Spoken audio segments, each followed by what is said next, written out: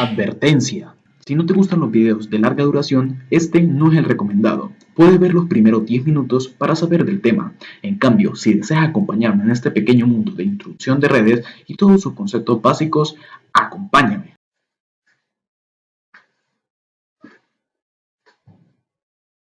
¿Cómo me ves? ¿Cómo es posible que me veas? ¿Usas un teléfono, un computador, ordenador, tu tablet? ¿Por qué medio me ves? ¿Por qué navegador? ¿Desde qué dirección IP me ves? ¿Cuál es tu proveedor de Internet y por qué te provee Internet? Desde hace mucho tiempo, desde el comienzo de nuestra civilización, siempre hemos tratado de avanzar como especie. Y para poder hacerlo, siempre tenemos que comunicarnos. Es algo social y es algo que nos caracteriza como seres humanos, como lo que somos. Un ser que no es social, si es ser humano, no es un ser humano.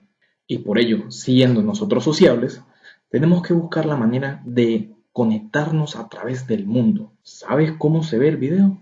¿Sabes por qué se puede ver el video?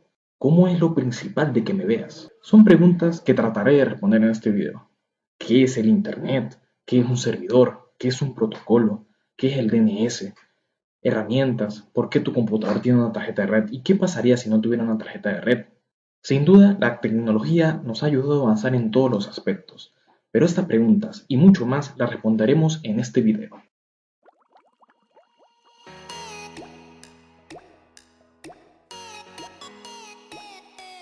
El mundo es tan grande, todo está conectado. Medios de transporte, lugares para ir, cosas que investigar, siempre hay una manera de conectarse. Pero ¿cómo se conecta? ¿Por qué red se conecta? Es más, incluso nosotros, solamente yendo en transporte nos estamos conectando a una red para ir a un punto A o un punto B.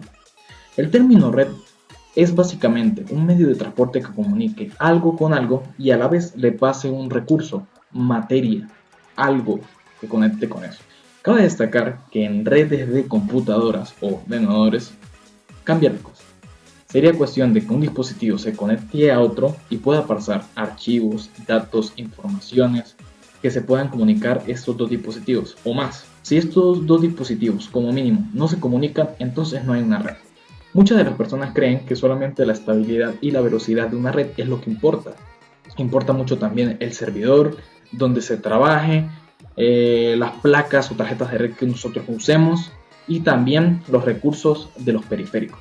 Un servidor no solamente puede ser aquel servidor que nos provee internet, sino que además un servidor básicamente es un conjunto de equipos que tienen almacenado información y que nosotros a través de ficheros podemos encontrarla, recolectarla y que nos las pasen a nosotros mismos, ya sea dependiendo de en qué se almacena y qué tipo de servidor esté operando. Por ejemplo, hay servidores que trabajan con discos sólidos, que servidores donde tienen información y donde uno la puede pedir para encontrar ese dato que uno necesita en ese momento o lugar. Claro está, todo esto dependiendo del servidor. En cuestiones generales, un servidor básicamente es un lugar donde vamos a recoger información. Por ejemplo, si estamos en nuestra casa y queremos recoger cualquier tipo de alimento en nuestra despensa, eso es un servidor. Básicamente, para entender, un servidor es donde se almacena la información, ya sean ficheros, medios de comunicación o datos de gran relevancia. Simplemente es eso. Es para tener un concepto claro. Cuando nos vamos a Internet, un servidor sería aquel que nos proporciona Internet en cuanto a cómo se guarda esa información. Cuando nos conectamos a un servidor, obtenemos esa información. Si nos metemos en una página, estamos yendo directamente a un servidor para que el servidor busque, por medio del Internet, busque la página en concreto que estamos visitando y nos dé una información. Pero esto más adelante lo vamos a ver con más detalle en las capas de OSI y TPC y IP. Teniendo un poco claro lo que sería servidor, podemos decir que un servidor va en una estación de trabajo, un equipo de trabajo. Y este equipo de trabajo va dependiendo si es hardware o es software. Siendo hardware, transmitiría información como cliente mayor a varios clientes, o padre, por así decirlo, a varios clientes. Y si es software, sería una aplicación que le pasa información a otras aplicaciones. Claro está, para poder conectarnos con un servidor y además con el equipo de trabajo que nos esté proporcionando una información en un computador, necesitamos tener una tarjeta de red. Una tarjeta de red que sea capaz de transportar esta información. de manera eficiente, como lo sería, por ejemplo, las tarjetas de red de Ethernet o las tarjetas de red inalámbrica también. Algunos ejemplos de eso. Básicamente es conectar un servidor con un almacenamiento al cliente por una tarjeta de red. Además, en la actualidad, todo esto lo podemos hacer con un ordenador, pero no solamente con un ordenador, sino que además con impresoras, con hasta neveras. Podemos programar una nevera para que haga funciones a través de un servidor, un internet, algo que almacene los datos. Es muy importante esto. Hay que entender que todo se puede almacenar y que se puede dar un servicio para dar esa información. Ok, una vez teniendo en cuenta de cómo se almacena y en los servidores que están, vamos a pasar por lo que sería cómo se conecta a la red, cómo se conecta, por qué medios, qué medios hay. Bueno, el principal medio sería el cableado. El cableado básicamente puede ser de par trenzado, de coaxial o puede ser también por fibra óptica. Unos tienen características diferentes a otras y tienen desventajas y ventajas. Por ejemplo, el par trenzado y el cable coaxial son fáciles de instalar, no necesitan mucha tecnicidad para poder instalarlo. El problema está en su velocidad y estabilidad.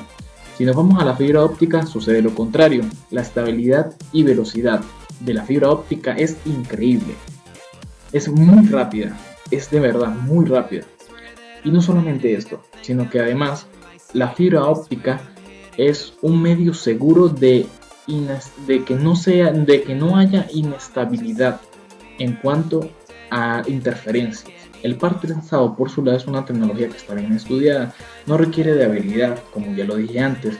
La emisión de señal es bastante buena y es una gran alternativa para evitar la corrosión, la inmunidad y la interferencia. Pasando al cable coaxial, que es un cable que está revuelto por una malla, digámoslo así, en donde esta malla da una señal de manera plana, siendo grueso o fino, dependiendo de los dos espesores. El cable coaxial es muy útil para videos, audios y voz, es muy útil para eso. La fibra óptica, además de las características que ya mencioné, posee una gran característica, que la distancia que necesita para poder comunicarse no tiene que ser corta. La diferencia del cable coaxial y el par trenzado sí tiene que ser corta. La fibra óptica no, puede abarcar demasiados kilómetros, demasiada distancia y su velocidad y estabilidad se mantienen igual. No necesita tantos repetidores para poder llevar la señal de un lugar a otro. Básicamente un repetidor es que agarra la señal y la amplifica. Por ejemplo, tenemos el dado caso de que nosotros tenemos una red de conexión Wi-Fi, ¿ok? Pero esta red no llega suficientemente a ampliar toda la casa o el lugar de trabajo. Entonces, compramos un repetidor para que esta señal la amplíe. Y estos repetidores lo que hacen es agarrar la señal, ampliarla y darle más espacio sin perder la velocidad ni estabilidad de la misma. Tenemos otro aparato que es muy importante, diría yo, que es los switches. Estos switches o switch se usan para conectar varios dispositivos en una sola base de datos, que es la capa 2 del modelo OTSI. Esto más adelante lo voy a hablar con profundidad, pero básicamente es muy importante para conectar muchos dispositivos en un pequeño equipo y así transmitirlo a un servidor rápidamente. El firewall es un dispositivo que controla la seguridad de la red y puede comunicarse con varios servidores a la vez y sin tener problemas con el mismo. Y por último necesitaríamos un router que enrotule esa información y además necesitaríamos el software que sea capaz de interpretar los datos que nosotros les enviamos y que podamos llevarlo a un lugar predeterminado. Por ejemplo, el software que usas actualmente lo más probable es que sea Windows o Linux. Bueno, es un software de ordenador que interpreta estos datos y los puede enviar, por ejemplo, a internet por conexión Bluetooth, por un cable RG45 a otro computador. En fin, muchos medios para poder transmitir la información. Sin software no se puede transmitir esta información. Ok, una vez sabiendo qué es una red y cómo estamos conectados en el ámbito general, tanto en una empresa, una casa o en cualquier tipo de medio en donde estemos conectados y estemos transmitiendo una información, es importante hablar de los protocolos.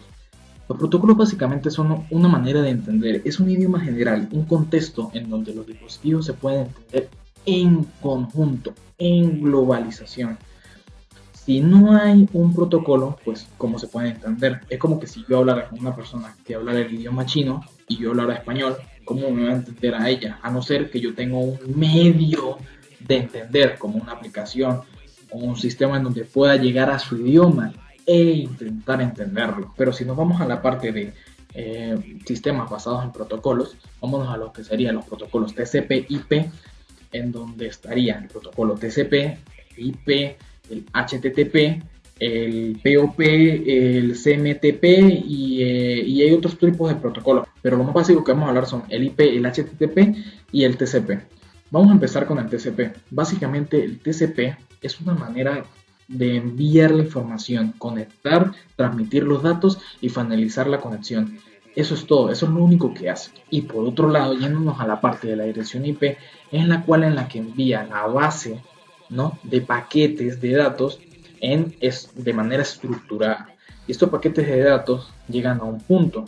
El problema de esta dirección IP es que no es tan seguro como la dirección TCP, ya que la dirección TCP tiene seguridad, tiene menos fallos en el envío y es muy viable. En cambio, la dirección IP, pues, en ocasiones no se sabe con certeza si se envía la información de manera correcta, aunque la dirección IP es lo que nos identifica como dispositivo. Ordenador, teléfono, tablet, es la dirección IP, es lo que nos identifica. Es como decir mi nombre, yo me llamo Brian, por ejemplo. Mi nombre es mi nombre, es lo que me identifica. Y es difícil cambiar la dirección IP en un contexto de hogar, de empresa, porque puede haber interferencias. Si nos vamos a lo más específico, existen dos tipos de direcciones IP. La primera que sería IPv4 y la segunda que sería IPv6. ¿Cuál es la diferencia? Básicamente es en los bits que envían entre dispositivos. La dirección IPv4 envía 32 bits y sería 2 elevado a la 32, cosa contraria a la dirección IPv6, que es la que envía 64 bits, que sería 2 elevado a la 64. La dirección IPv6 se ha tenido que crear debido a que el uso del Internet y lo grande que se está volviendo el requerimiento de los datos de una manera más rápida, más estable, más veloz, pues requieren que este tipo de direcciones IP aparezcan. Pero la dirección IPv4 es la que aún todavía prevalece en gran parte, aunque la dirección IPv6 también le está quitando un poco su lugar. Ok, por ejemplo, vamos, para saber nuestra dirección IP, ¿cómo tenemos que hacer? Bueno, básicamente tenemos que meternos en nuestro ordenador o en nuestro dispositivo. Si nos metemos en nuestros dispositivos, lo más probable es que tengamos que meternos en nuestro router a través de la dirección IP. Pero si nos metemos en la dirección de red, podríamos ir, por ejemplo, esta es mi computadora. Vamos a abrir configuración de red e internet. Nos vamos a la sección de Wi-Fi o Ethernet, dependiendo de vuestro caso. Un router, está conectado a un router o está conectado a través de Ethernet o cable RG45. Que por cierto, la mayoría de ustedes probablemente estén conectados por conexión Wi-Fi, pero en algunas oportunidades podrán estar conectados por Ethernet, por el famoso cable RG45, o no necesariamente, sino por cable USB, dados los casos. En mi caso me voy a ir a Wi-Fi. Voy abajo a configuración del adaptador, voy en Wi-Fi, propiedades, habilitar protocolo internet versión EP4 y automáticamente aquí nos tendría que aparecer una dirección IP automáticamente. Si le damos aquí, si usamos una dirección IP que nosotros creamos, nosotros podemos ponerla. Pero vamos, ¿cómo sabemos nuestra dirección IP? Bueno, básicamente tendremos que irnos a lo que sería el apartado de inicio R, el terminal CMD y escribimos ipconfig. Le damos enter y como podemos observar, aquí está la dirección IPv4, que es la que yo uso, 192.168.0.102. La dirección del enlace predeterminada y la dirección de IPv6 local. Vamos por partes. En la dirección IPv6 local aparecen puros números y cosas raras. Bueno, esto es porque es indeterminado, es decir, no existe. Es algo que no está resuelto indeterminadamente porque yo no la tengo. Si me voy a IPv4, tengo 192.168.0.102. y en la enlace de puerta predeterminada 192.168.0.1. Básicamente, en la dirección IPv4 es la dirección de mi dispositivo, es decir, de mi computador. Esa es la dirección, no hay otro. Es la que me identifica al momento de yo navegar por internet. Va de lo macro a lo micro. ¿Qué significa esos números? 192.168. Bueno, va de lo macro a lo micro. 192 sería un servidor que yo esté conectado probablemente en Venezuela, que es mi país, es donde yo resido. 168 quizás sea mi región en donde esté ubicado. Punto 0, punto 102 sería la parte local. Por ejemplo, 102 es la dirección que yo estoy conectado en mi router. Porque si yo me voy a puerta de enlace predeterminada, está 192.168.0.1, pero lo único que cambia es el punto 1, no punto 102. ¿Eso qué significa? Bueno, que ese 1, básicamente, el primer dispositivo, por así decirlo, que está conectado, es el que identifica que el router es el 1, en cambio yo soy el 102. Una vez hablado de este tema, vamos a hablar del DNS. ¿Qué es el DNS? Bueno, básicamente el DNS es el dominio, es cómo estamos conectados. Es lo que nos proporciona interpretar los datos que le estemos enviando de la dirección IP al dominio. Si hacemos uno u otro, no debería afectar en gran medida el Internet, a no ser que tengas un Internet súper rapidísimo. Correría un poco más rápido al momento de cargar ciertas páginas web. Por ejemplo, en mi caso, yo uso el 1.1.1.1 de la compañía Cloudflare, pero puede ser otro tipo de DNS, como por ejemplo el de Google o el servidor público que tengas en tu país. En mi caso puede ser el de CanTV. Pero a mí me gusta usar mucho este, ya que me ha proporcionado confiabilidad y seguridad al momento de trabajar con él, y no me ha provocado errores como otros DNS, en especial el de mi país. Para poder cambiarlo, hacemos lo mismo que hicimos ahorita. Abrir configuración de red o internet, cambiar opciones del adaptador. Si estamos conectados por internet Wi-Fi, pues vamos a propiedades. IPv4, si estás en dirección IPv6, pues vas a IPv6, pero en este caso IPv4, propiedades, y usar las siguientes direcciones de DNS: 1.1.1.1.1, 1.0.0.1. ¿Y por qué este 1.0.0.1? Bueno, porque es la secundaria. Si no conecta con la dirección 1.1.1.1, conecta con la segunda. Es como en caso de opción de que no se pueda conectar por la primaria. Le doy a aceptar y le doy X, salir, salir, salir. Básicamente, así como se cambian las direcciones del DNS y como podemos saber la dirección IP. O sea, un protocolo básicamente es una forma de entender algo, que se puedan entender. Por ejemplo, mi gata no me entiende mi idioma español, ¿o sí? Ok, sabiendo los protocolos y sabiendo los servidores, sabiendo qué es el DNS, la dirección IP, cómo se forma una red y cuestiones básicas, vámonos a una red en informática. Básicamente sería un medio de transmitir datos. ¿Pero cómo? ¿A través de qué? Bueno, para clasificar los tipos de redes, tenemos que hacerlo por partes, ya sea por alcance, por tipo de conexión, por topología, cuál es su dirección, por el grado de autentificación, o el grado de difusión, o el grado de funcionalidad incluso. La conectividad por alcance, y las demás conectividades de redes pueden hacerse ya sea de manera inalámbrica o alámbrica, dependiendo de la tecnología que nosotros tenemos. Y generalmente esto lo divide en alcance, sería por su nombre, de alcance. ¿Qué tan capaz es de llevar información, datos de un lugar a otro? Vamos a hablar de la red PAN o la personal.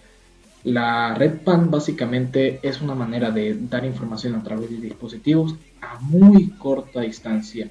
Es el caso, por ejemplo, de nuestros dispositivos de teléfonos, como es el Bluetooth. Esto es una conexión de red de alcance PAN. O también puede ser por un USB. Un USB también es considerado como conexión PAN. Como su conexión es limitada, relativamente poco se usa.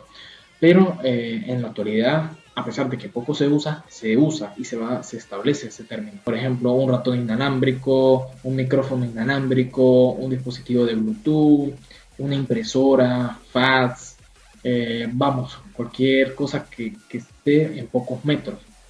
Pero su tasa de viabilidad de datos pues es baja, es bastante baja. Pasando a lo que sería la parte de LAN, cuando se conectan más de dos ordenadores se considera que es LAN. Y eso se puede hacer a través del Ethernet, a través de cables de cobre o fibra óptica de vidrio. Esto, a diferencia de la PAN, amplía su alcance. Puede ser en un hogar o en una empresa privada un poco grande que pueda administrar varios metros de cable para poder conectar varias computadoras al mismo tiempo. Vamos, que esto es increíble. Tiene una tasa de 1 MB hasta 1000 MB por segundo.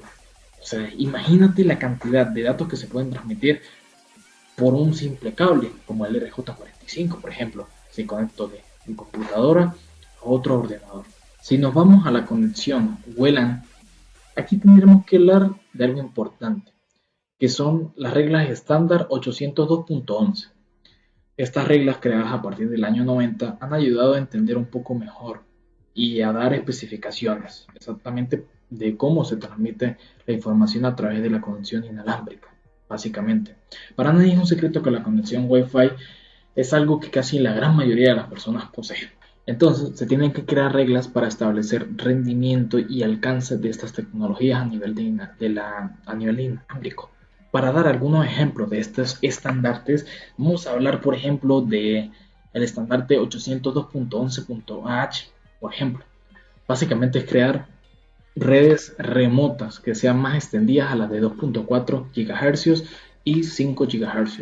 Por ejemplo, otra de las estandartes que tenemos a tomar en cuenta es el 802.11.ad, que da un estandarte de cómo se tiene que dar la frecuencia de 60 GHz y que solamente esto se tiene que dar en una distancia de 3,3 metros, o sea, solamente hay conexión a 60 GHz con este estandarte y con este tipo de conexión a 3 metros de distancia.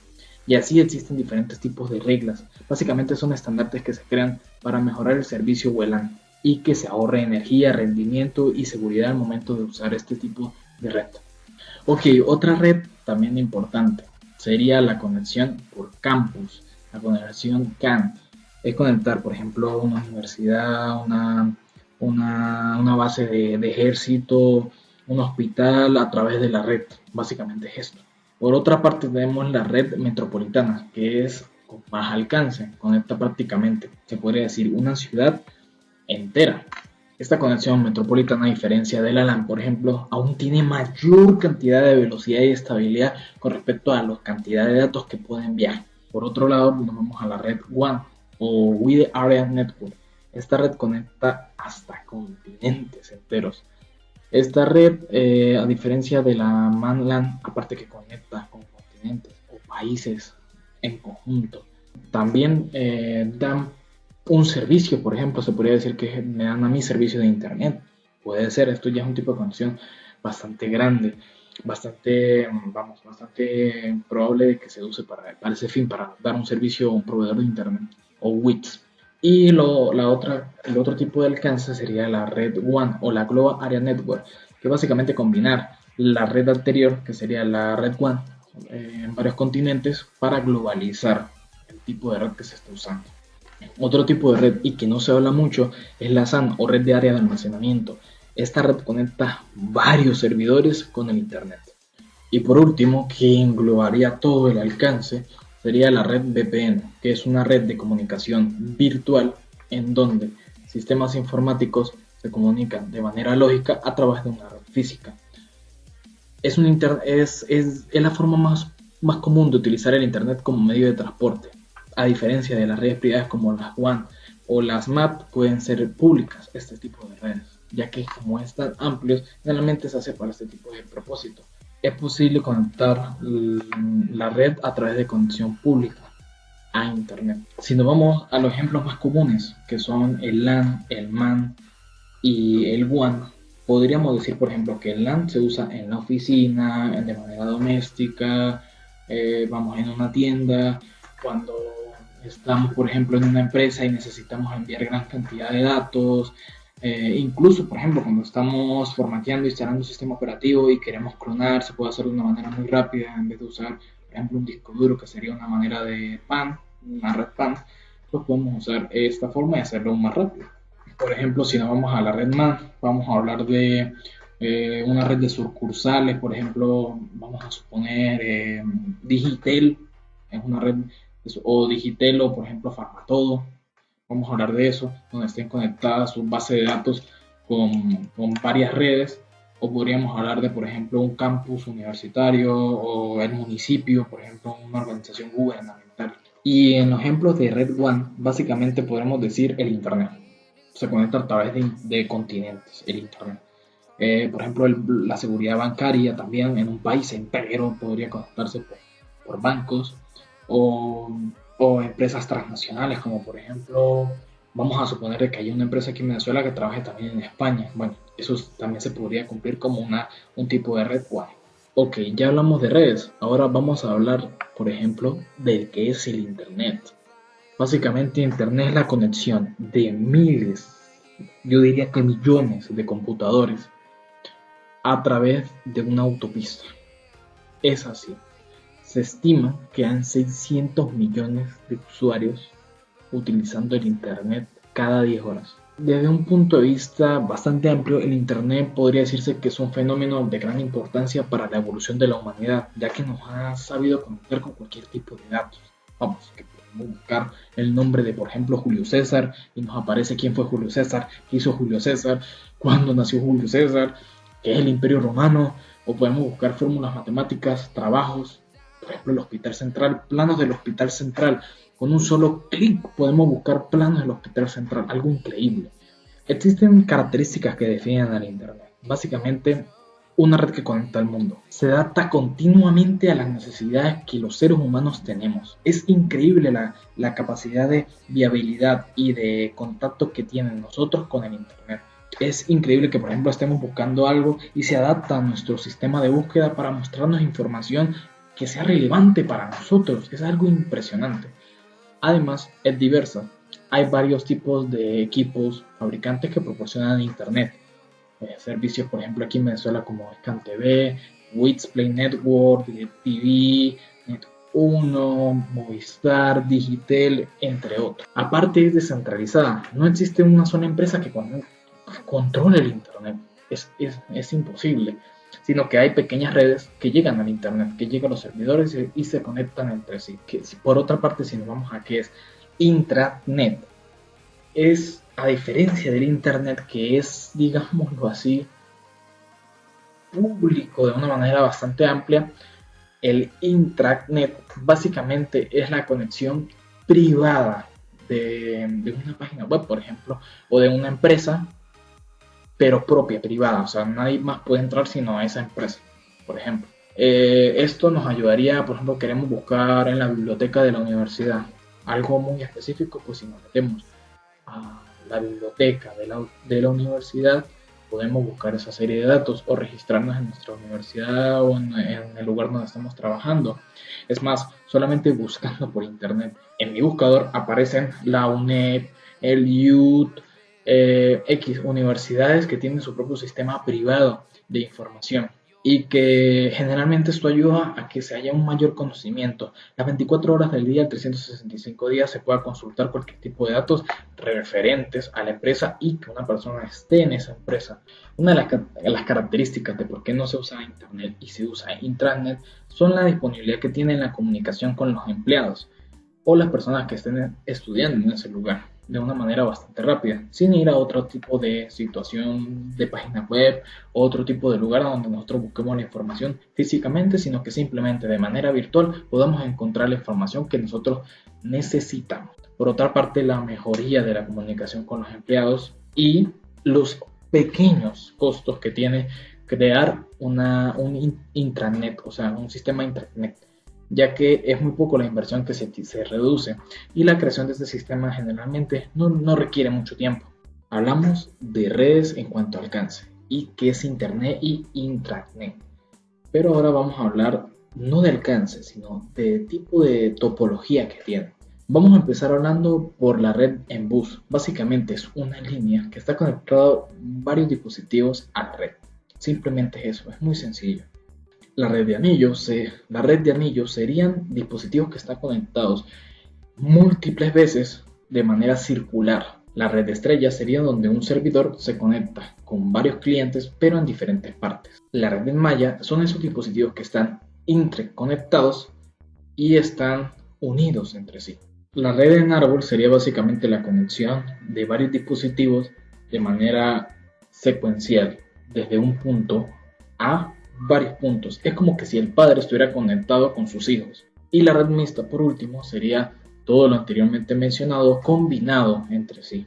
Ok, sabiendo la topología, vamos a hablar de la clasificación de redes, pero por la direccionalidad de los datos, ya sea de manera simplex o unidireccional, en donde está el emisor y el receptor y se envía los datos.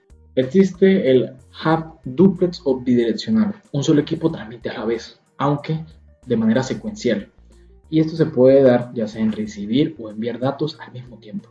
El food duplex enviaría y recibiría datos al mismo tiempo. Ok, por tipo de seguridad básicamente está o privada o pública, aunque esto también se puede decir como autenticación. Y por tipo de difusión sería básicamente lo que yo mencioné anteriormente, ya sea internet o intranet. También se puede dividir en lo que sería, por ejemplo, una red comercial, una red educativa, una red para acceso a la base de datos de algo. Ahora vamos a pasar a uno de los temas que yo diría que son quizás fundamentales para poder entender cómo se construye una red de computadoras. Todo esto depende de la ubicación y lo que necesitemos que la red nos proporcione como usuarios. Además, cabe destacar que no es lo mismo construir una red que hacerle mantenimiento o mejorarla. Para irnos primero nos vamos al diseño. Diseñamos el concepto en la teoría. ¿Qué debemos pensar? Bueno, como primer paso debemos decir qué necesidades requiere la red.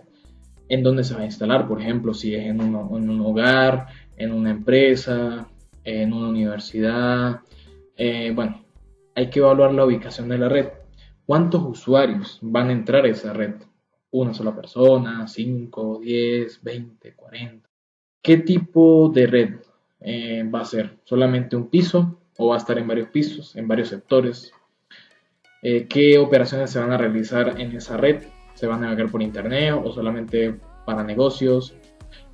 Esto hay que considerarlo cuidadosamente, ya que con esto podremos encontrar y determinar los requisitos para la nueva red de una manera muy útil.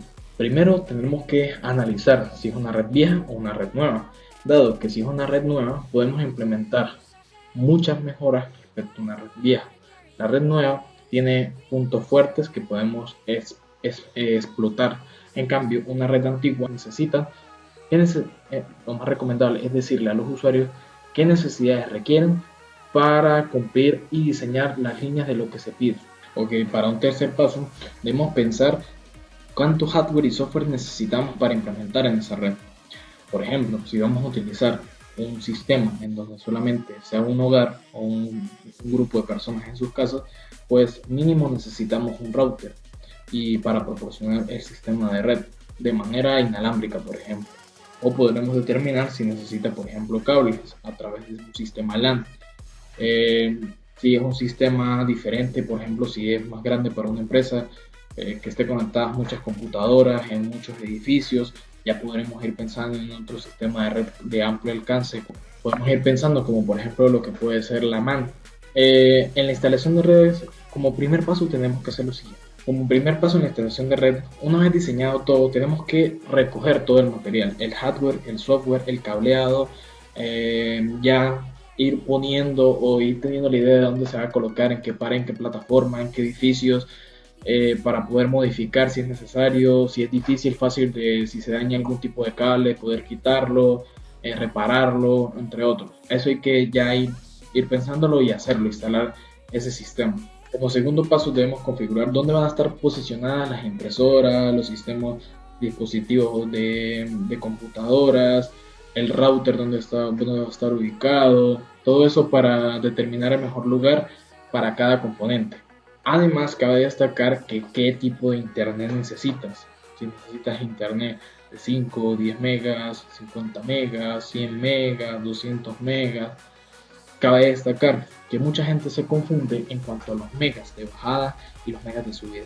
Cabe destacar que los megas de bajada y subida son una cosa diferente, totalmente diferente. El plan que te proporciona tu compañía, digamos que son 50 megas. Bueno, esos 50 megas, en realidad, cuando tú estás bajando un archivo, divide eso en dos y transfórmalo a KB por segundo. Ya con eso tendrás más o menos la cantidad aproximada de lo que se te puede descargar. En lo que sería subida, esto dependería mucho de qué contrato tengas con la empresa que te proporcione internet. Pero generalmente la subida es menor que la bajada, debido a que pocas personas lo usan. Ok, una vez esto debemos ya, una vez conectados los routers, los sistemas de red y todo eso, debemos implementar el software, instalar el software de los routers y configuraciones para poder tener internet. Como por ejemplo, cuáles son los puntos de acceso, qué nombre se le va a poner a la red, la seguridad que tiene la red, que eso también lo hablaremos más adelante, la, la cantidad de usuarios que pueden ingresar, si la conexión es limitada, si es una empresa, a veces sucede eso. Luego de tener el router configurado, podemos ir a los periféricos, como impresoras, laptops o sistemas que no requieran 100% estar conectados al Internet. Después de eso es importante revisar, como último paso, los puntos de conectividad y si el Internet está llegando a cada computadora correctamente. Si por el contrario no queremos hacer algo tan extenso, sino simplemente conectar un ordenador con otro, hacemos lo que se llama una red simple, en donde con nuestras direcciones IP podemos traspasar varios datos a través de manera inalámbrica o alámbrica, ya sea por Ethernet o Wi-Fi. Una vez instalado el sistema, tenemos que tener claro la seguridad del sistema. ¿Qué tan seguro es? Esto hay que evaluarlo tanto desde el punto de vista como la persona que intenta ingresar a nuestra red, como nosotros mismos, ya que una cosa es una cosa y otra cosa es otra cosa. Son dos cosas diferentes, pero están relacionadas porque nos amplía la visión de que podemos defendernos de nuestra red, cuáles son las vulnerabilidades que poseen. Antes de entrar a la parte lógica, primero hay que mencionar la parte física. Instalar un sistema de cableado con router, computadores en un edificio que tenga baja infraestructura, que tenga humedad, que tenga que la gente fume, que tenga problemas de, vamos, problemas ambientales, no sé, una inundación cerca de un río, todo esto hay que evaluarlo. Entonces vamos a ir a la parte física. Hay que tener en cuenta que primero están, como dije anteriormente, los desastres naturales, pero también está la parte humana, ya sea no maliciosa o maliciosa. A veces los empleados son ignorantes, pero ignorantes en el buen sentido. No es que no quieran saber, sino que simplemente no saben y no hay quien los oriente para poder decir qué está bien y qué está mal, qué páginas se deben de meter, qué pingüin se deben descargar, qué software se deben descargar, qué programas de ofimática, programas de antivirus, entre otros en sus computadores, dispositivos, y todo esto para evitar posibles interferencias o datos corrompidos en la red. Pero hay otras maneras, como es la parte maliciosa, que esas sí ya van de manera externa o interna de la empresa, dependiendo de las dos.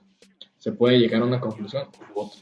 La seguridad física es uno de los aspectos más olvidados que tiene actualmente las personas, ya que siempre piensan que es un hacker el que va a entrar y va a robar todos los datos, pero no necesariamente tiene que ser, no tiene que ser así. Supongamos que en tu universidad estás en la red de computadores con mucha base de datos metida de la universidad en cuanto a un sistema de página web, por ejemplo, y llega a haber una inundación, un terremoto, un tsunami, y todo esto por culpa de los desastres naturales, y todo eso se borra, se corrompe, no hay un respaldo en internet o en la nube, aunque también los desastres naturales pueden ir como sabotajes, intentos de cortar la electricidad, incendios provocados, ya sea intencionalmente o no. Hay diversos factores. Lo más recomendable, aunque no se aplica en 100%, es más, yo no lo aplico porque no tengo la posibilidad de hacerlo, es tener el ambiente donde manejas tu computador, tu ordenador, que no sobrepase más los 18 grados centígrados. Esto es algo muy difícil porque tendrías que, si no vives en un país con clima templado, pues tendrías que tener aire acondicionado. Pero, vamos, lo más importante es que no haya humedad tampoco. La humedad, por eso es que se quiere que no de 18 grados, para que no haya tanta humedad. La humedad es un factor fundamental en la corrupción de los datos, ya sea en un disco duro o ya sea en cualquier sistema de almacenamiento como Pendrive o el router mismo también se puede dañar por la humedad. Por ejemplo, el ADSL, que es el cajetín del cable de telefonía, se puede dañar por la humedad, se puede sulfatar este tipo de conexiones a internet, provocando pues pérdidas de dinero y tiempo en arreglar eso. Entonces lo importante es no tenerlo en humedad. Lo otro también importante es tener en caso de un incendio un extintor que nos protege sobre ese tema. También está por inundaciones, por instalación eléctrica, no sé, el voltaje que pueda tener las computadoras en una gran empresa, si es bajo puede dañar los equipos, el cableado, yo diría que el cableado es un factor muy fundamental en la parte física, ya que por ejemplo la fibra óptica no detecta muchas interferencias, pero si nos vamos a la parte de cables metálicos, sí lo hace, sí detecta las interferencias y esto podría reducir por ejemplo la conectividad con el internet. La seguridad lógica por otro lado sería la parte de las conexiones que se tienen de manera intangible, en donde a través de procedimientos de privacidad hay barreras y que uno las puede sobrepasar o no, es evitar que se sobrepasen esas barreras en cuanto al software que estamos hablando. Una red puede tener, hay algunos tips de la seguridad lógica al momento de tener una red de varios computadores que debemos seguir, en las cuales los más importantes serían restringir el acceso de programas o archivos, dar una supervisión minuciosa de lo que se esté investigando por internet, por ejemplo, que se está descargando, qué información debe transmitirse y qué no, qué personal debe ingresar a una base de datos en rangos, iniciar sección. Hay muchas maneras de controlar eso como inicio de sesión, ya sea por empresa, que si administrador, cliente, secretario, entre otros.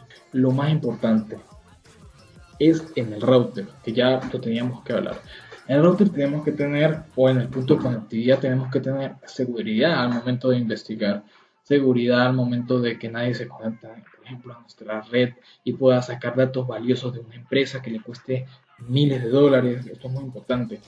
Por ejemplo, existen programas como Kali Linux que prueban la seguridad en informática y que son muy útiles al momento de ver si nuestra red es vulnerable, ya sea por fuerza bruta, por WPS.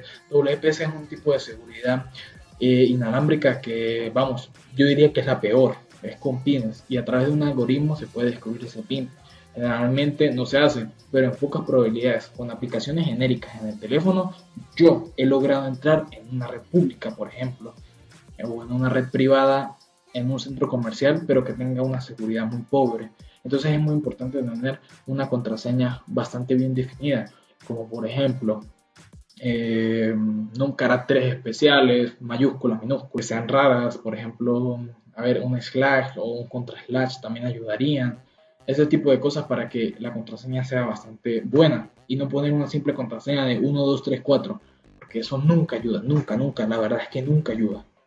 Ok, una vez englobado, básicamente, una pequeña introducción de qué es redes, vamos a concluir con lo más importante, diría yo, para entender el sistema en que una aplicación, una página web, un video que cargan como el que estás viendo en este momento, pueda funcionar. Que es, volvemos a la pregunta inicial, ¿cómo? ¿Qué procesos se dan? ¿Cómo tú me puedes ver? Bueno, estos se hacen a través de esquemas o mapas de manera conceptual. Es decir, se realizan a través de procesos en donde la información pasa de un proceso a otro para llegar de un medio de transmisión y dar hacia un punto. Los procesos que se hacen al principio serían los de entrada y los procesos que llegan al final serían los de salida. Ambos procesos son los mismos, pero se realizan de manera inversa. Esto se hace como medida de que tantas aplicaciones, tanto software, tanta cosa por todos lados se lleve de una manera estándar y que los programas sean flexibles al momento de realizar cualquier tipo de programa o actividad para que se ejecute de una manera fácil, rápido y sencillo. Y lo digo flexible porque se puede realizar cualquier cosa, pero el modelo de realizar un sistema, por ejemplo, un sistema web, se tiene que cumplir con estas capas, ya que es una medida estándar que se requiere para que cualquier tipo de información sea llevada a su destinatario desde un origen hasta un final, de manera correcta. Ok, una vez conceptualizado, que es un mapa conceptual, un modelo conceptual, vamos a hablar de los dos modelos principales, que son el OSI y el TCP/IP, que ya hemos hablado un poco referente a aquello, pero hablamos de los protocolos, más no del modelo. El modelo OSI básicamente es una división de 7 capas. Fue creado en 1980 y es un modelo de referencia para los demás modelos. Y el modelo TCP/IP es para la comunicación de redes. Fue creado en los años 70 y consta de 4 capas, resumiendo las 7 capas del modelo OSI. Aparte, fue implementado en la red ARPANET. Ok, vamos a hablar de las capas del modelo OSI. La primera capa tiene que ver con la aplicación del envío de los datos. Luego son enviados a la capa de presentación y a la capa de sesión, en donde estos datos son procesados. Luego pasamos a la capa de transporte, en la cual estos datos los convierte en pequeños datos, los cuales dejan de ser llamados datos, sino pasan a ser segmentos. Luego, en la capa de red, que es principalmente la capa más importante, diría yo, aunque todo en conjunto es importante, pero la capa de red hace diferentes procesos, en donde, como ya hemos hablado anteriormente, crea paquetes de segmento, paquetes de datos. Ok, luego cuando se envía al enlace de datos, esto se convierte en tramas. Estos paquetes se procesan, se interpretan en tramas y luego esas tramas se convierten en bits que van a la parte física. Esos datos ya estarían prácticamente listos para ser enviados al destinatario. Luego de que se envían los famosos paquetes, las famosas tramas, y luego que se envían los bits al destinatario, se realiza el mismo proceso de capas pero a la inversa. Se empieza no por la aplicación, sino por la parte física. Estos bits son transformados a tramas por el enlace de datos, luego la red lo transforma en paquetes, el transporte y la sesión lo transforman en segmentos y en datos, y después lo que sería la parte de sesión, presentación y aplicación convierte estos datos en información que son procesados y el mensaje llega. Ahora nos vamos a referir a lo que sería el modelo TCP/IP, que este consta solamente de 4 capas y resume el modelo OSI básicamente. Aplicación, transporte de internet y acceso a la red. Y cumple la misma función. De manera inversa llegan los datos, de manera inversa salen de su origen. Primero, la información, muy parecida al modelo OSI, pasa a través de la aplicación. El mensaje se vuelve en datos. Esos datos se vuelven segmentos, como ya hemos mencionado, y en paquetes. Pero la gran diferencia radica en el acceso a la red, en donde cuando se vuelven tramas, o sea, se vuelven codificaciones de aún más pequeños de esos paquetes, donde se interpretan los datos, se pasan a bits y el Internet, en la capa de Internet, los interpreta y esos bits los vuelve en datos, luego en una forma de interpretar el mensaje al destinatario. Básicamente es muy parecido al modelo OSI, solamente que en vez de 7 capas consta de 4. Bueno, una vez sabiendo cada modelo y más o menos teniendo la idea, ¿no?, de qué utilidad se hacen los modelos en cuestión, básicamente es llegar a un mensaje, transformarlo, convertirlo y llegarlo al destinatario. Entonces, las comparaciones que podemos hacer entre el modelo OSI y el modelo TCP/IP son en sus capas. Por ejemplo, en la modelo OSI tenemos la aplicación, presentación y sesión como 3 capas diferentes, pero en el modelo TCP/IP esto lo resume en solamente una capa, que sería la aplicación. El modelo de transporte sigue siendo igual, cumple la misma función, Internet cumple la misma función y red, solamente que se cambian los nombres en cada modelo. En el OSI es red y en el TCP/IP es Internet. Y por último, las dos últimas capas del modelo OSI, que sería el enlace de datos y la parte física de los bits, pasan a ser llamados solamente en acceso de red en el modelo TCP/IP. Esa sería la mayor diferencia que se pueden tener entre estos dos, pero cumple la misma funcionalidad, como dije, enviar los datos. Una vez recorrido una pequeña introducción de qué son redes, podemos explorar este mundo con mayor determinación. Incluso hasta yo investigando todo este tema me ha gustado mucho, en especial lo que tiene que ver con los procesos de la dirección IP y los protocolos que se usan. Un tema fascinante. Podemos decir en conclusión que todo esto es producto de un sistema en donde nos comunicamos de manera global y que las redes y las redes de computadoras han surgido debido a la necesidad que nosotros tenemos de ampliar nuestra comunicación a nivel mundial, a nivel global. Cualquiera que diga que las computadoras y el internet no hicieron un cambio fundamental en nuestra vida, pues está equivocado. Algo así como que que el coronavirus no nos produjo un pequeño cambio en nuestras vidas. Vamos, estamos viviendo esto y que es complicado y nos está cambiando. De cierta manera, los ordenadores nos hicieron pensar de una manera distinta y racional el mundo que tiene que ver con nuestra comunicación y cómo enviamos la información de manera muy diferente. Bueno amigos, este es el fin. Espero que les haya entretenido un poco la introducción de redes y no me haya yo agobiado de tanta información, y todo esto lo pueden investigar en los links que dejo abajo con PDFs y artículos refiriéndose a cada cosa que yo hablé. Incluso pueden ver más videos que les voy a dejar ahora en la descripción, que me parecieron muy útiles para realizar este tipo de videos y además entender un poco mejor las metodologías que se usan para explicar eso. Y bueno, nada, hasta aquí llega el video. Espero que les haya gustado. Si es así, pulgar arriba, un saludo. Aquí Brian. Adiós.